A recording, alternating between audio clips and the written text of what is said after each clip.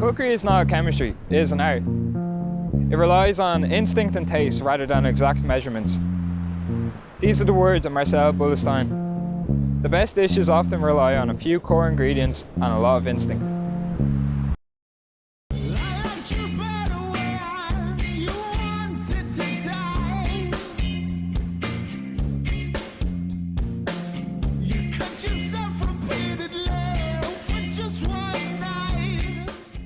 My name is Rudy Lee McCarthy. I'm an artist, a cook, and a trainee chef. I study the field of contemporary fine art and French-inspired cuisine. When I'm not in the heat of service, I find myself painting and exploring ingredients. I find our ingredients so versatile, used by so many different cultures. The purpose of this show will be to explore our ingredients through the lens of creative art practice, while also looking into Jack B. Yeats's paintings. And through that, find an inspiration to create a dish that is creative, colourful, and encapsulates the creative practice. It was in 1910 when Jack B. Yeats and his wife, Mary Cotton White, moved out to where I'm standing right now, Greystones. In 1920, we begin to see work like An Island's Funeral, much more experimental and free-flowing work, although remaining figurative.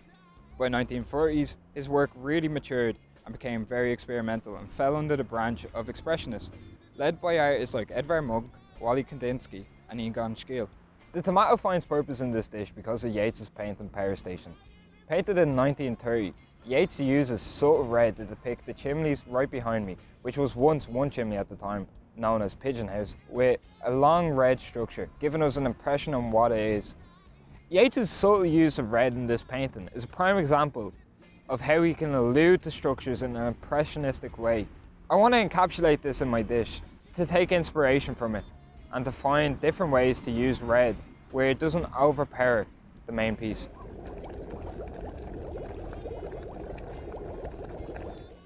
So now that we've looked at Yeats, it's time to think about the ingredients and what we're going to make. Right in front of me, I have potatoes, tomatoes, lemon, garlic, some butter that's unsalted, some dried chives and tarragon, and some fresh parsley, with also a kilogram of hake. We're going to start off by making matchstick cuts and square cuts of the tomato, and then proceed to soak them in lemon. After that, we're going to make some wild parsley mash, and then we're going to fry the hake in some butter, tarragon and chives, with a little hint of garlic to bring out some more exciting flavours. You always want to keep the heat on your knife straight. Using a blunt knife is no good. Perfect.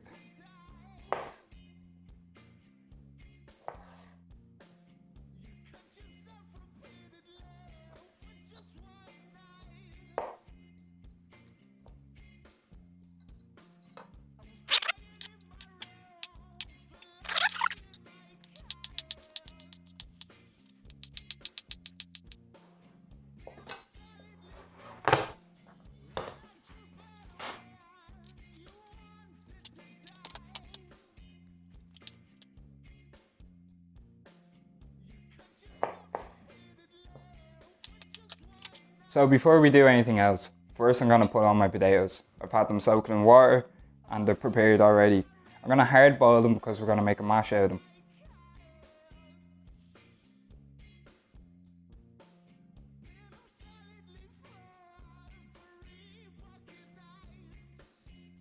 So as a fan of Mexican food, as most people are, I find it interesting how they soak their onions in lemon. With the prepared tomato that we just cooked, I'm going to soak them in some lemon juice and leave them sit for the duration that it takes for us to prepare this dish. Some people would go out of their way and soak them overnight.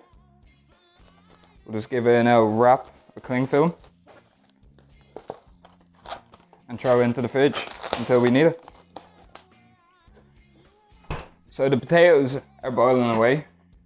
Right now we have water preheated, close to a boil. I'm going to blanch our parsley to give it a much more vibrant green for when we mix it into the mashed potatoes. When I'm in the kitchen and we're blanching anything, we have a nice little container that makes it a lot easier.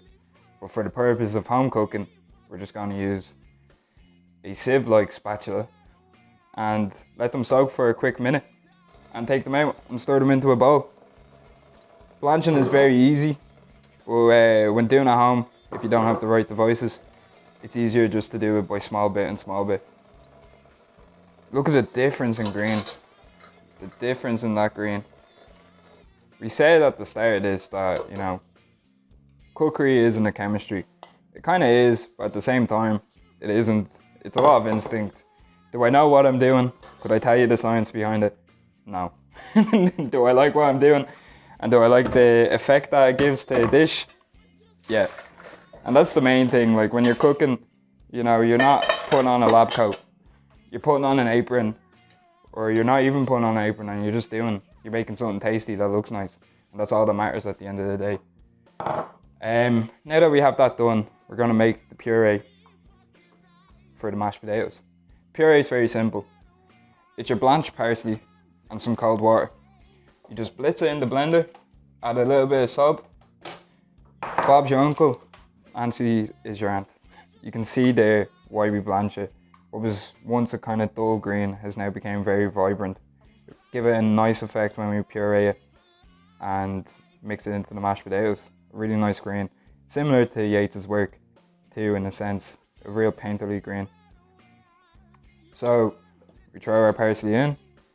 Obviously I'm not using too much because I'm only making a small dish, but you use as much as you need. If you want it to be extremely parsley tasting, you'd add more. I usually add water up until the point where I start to see the majority of the parsley floating. And salt, again, you know, it's not a chemistry. You add as much as you think you'll need. Probably add a little bit more.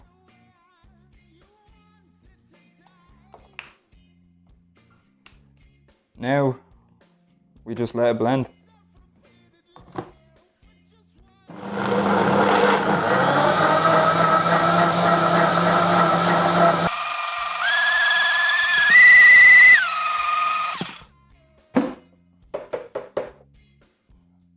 Oh, that's strong.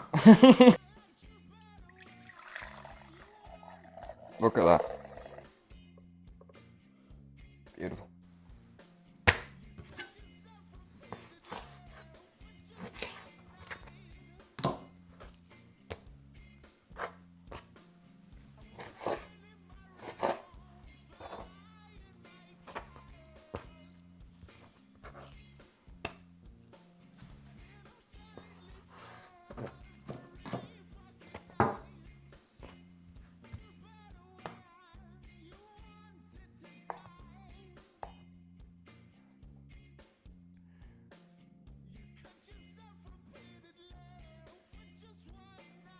So when cooking anything, you want a hot pan, right? Whenever you're cooking anything, you want a heavy pan, a thick pan, so it contains the heat a lot better. On a medium heat, just to start to heat up, I'm gonna add some butter. Just to get it nice and moist around the pan before we add our fish. As the butter begins to melt, I'm gonna add some garlic. Now it's only crushed, I didn't cut it up, because we're going to use it to flavour the butter. We're not even going to use it when dressing the plate. We're going to baste the fish in what this butter sauce is going to become, with the mixed dried tarragon and chives. We're just going to let this sit, melt down, get to a nice heat, and then we're just going to pop the fish in. We're going to let it cook for a few seconds on the skin, pop it over and cook it the whole way through, from the bottom up. So now that we have our potatoes cooked, it's very simple. Just some butter, get it nice and creamy. Add some puree and just start mashing away.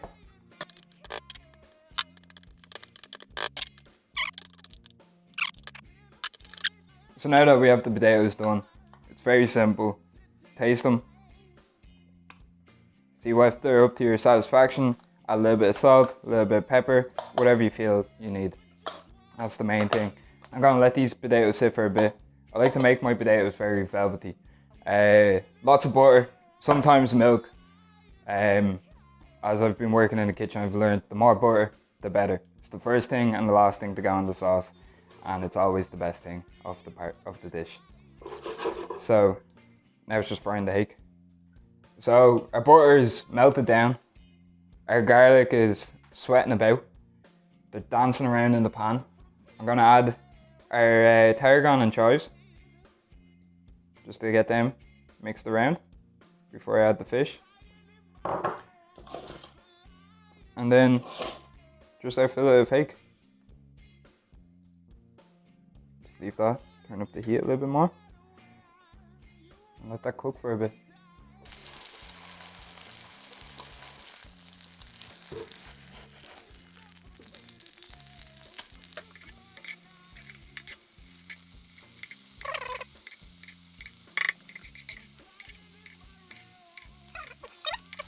That's it, cooked. We'll leave that sitting in the pan and just kind of keep the heat running through. So our hake is just finished cooking. I have it still sitting in the pan, just letting some more of that heat go through it. It's time to dress the plate. So I'm gonna get the potatoes really nice. We got our parsley mash that I'm gonna smack down in the center of the plate.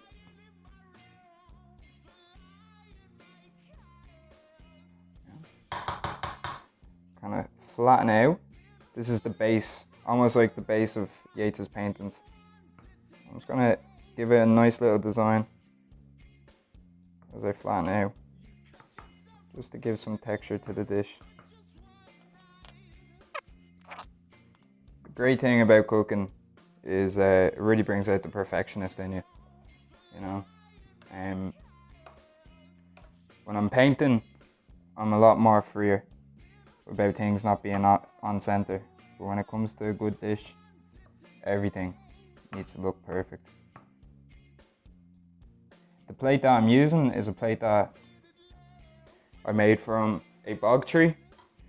I'm just getting the tomatoes now, nice and ready. Yeah, the plate is made from a bog tree. I used tung oil on it, which is a food safe oil, comes from Asia. And basically sanded down the plate, made it nice and flat, and cured it with the tung oil over a 2-day process. And I just think it really brings out this kind of painterly aspect of food and art, and kind of treating it like an art form instead of a chemistry, as we previously mentioned. So now that I have this laid out, I'm going to use my spatula. I'm just going to flip the fish over, get it on its flesh side, and bring it over to the plate. You want to be careful now because it's going to be dripping in butter sauce. I'm just going to lightly put it on, let it slide off onto it. I'm then going to get the pan and my spoon. I'm just going to get a bit of that sauce, you know, not let it go to waste. It's kind of browned now, it's nice golden colour. You can see a bit of the tarragon still active in it. When making a sauce, you want to make sure that you're not burning down everything. It's finding the right temperature between hot and medium heat, because the more heat that's in it, you lose your garlic. Your garlic starts to burn down, and I often see it early on in cooking, people treating it. I was like that myself, but when you find the perfect temperature, your herbs are still intact. They still have their green to them, they still have their flavour, the sauce is much more richer in taste, in my opinion. So we get the lemon soaked. So I've taken the lemon soaked tomatoes out from the fridge, and I'm going to use the matchstick type shapes to just kind of dress along, reminiscent of Poolbeg Chimneys and Power Station by Yeats. This is where the influence of Yeats really comes in, where we have the white figure, the platform of the dish being green and a bit of nature, showing his interest in nature, and then the subtle hints of red referencing his paintings like Power Station. So now that I have them dressed across, I'm going to use some of the little squares, just kind of giving it some body on its side, some texture. They're all hiding on me, swimming in the lemon juice. Now, you could cook your tomatoes and eat this with a lemon slice if you want, but I just felt very intrigued that, sorry, restart that. You could cook your tomato, you know, and have a lemon slice with it if you want. You could cook your tomato and have a lemon slice with it if you want. It's really up to you. I just thought aesthetically, in reference to a painting, it would look nice to have green, white and red. It's kind of reimagining an Irish dish too when we think about it, you know, the parsley, the potatoes and the hake, and taking a new twist on it, in tune with Yeats and his love for Ireland and nature.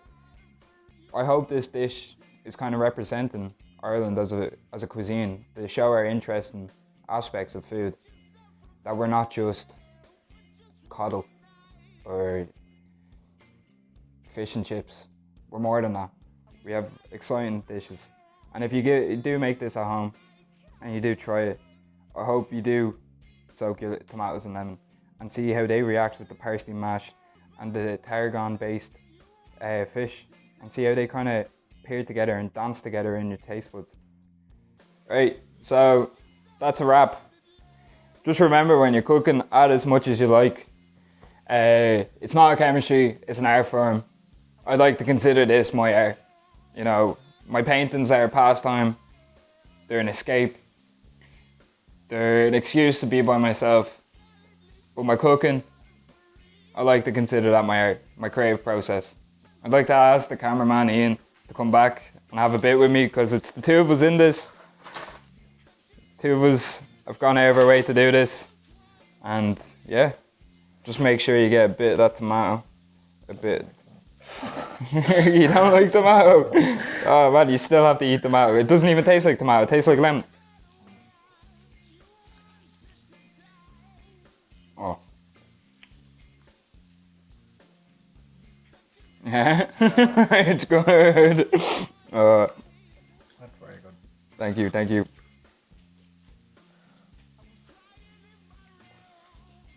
What's the name of the show again? As Much As It Takes. As much as you like. As much as you like. And that's a wrap.